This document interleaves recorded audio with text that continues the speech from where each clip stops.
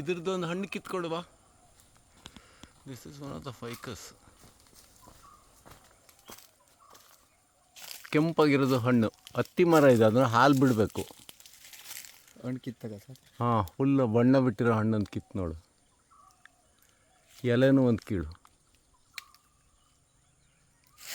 Ficus ಫ್ಯಾಮಿಲಿನೇ ಇದು. ಹಾಲು ಬಿಡಬೇಕು. ನಾನು ಹಾಲು ಬಿಡ್ತಾಯಿ ಸರ್? ಬಿಡುತ್ತೆ. ಹಾಂ.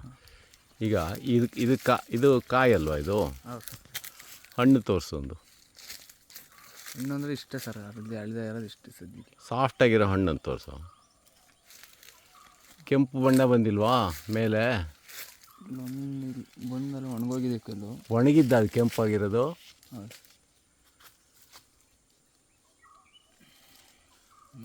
ಒಣಗಿದ್ದ? ಒಣಗಿದೆ ಸರ್, ಒಳಗಡೆ ಟೊಳ್ಳು ಏನಿಲ್ಲ.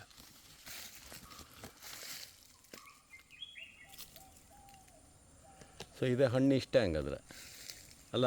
ಅದೇ ಸ್ಟೇಜೇ ಇದು ಅನ್ಸುತ್ತೆ ಸರ್, ಇನ್ನೂ ದಪ್ಪ ಆಗುತ್ತೆ. ಗಟ್ಟಿ ಇದೆ ಏನು.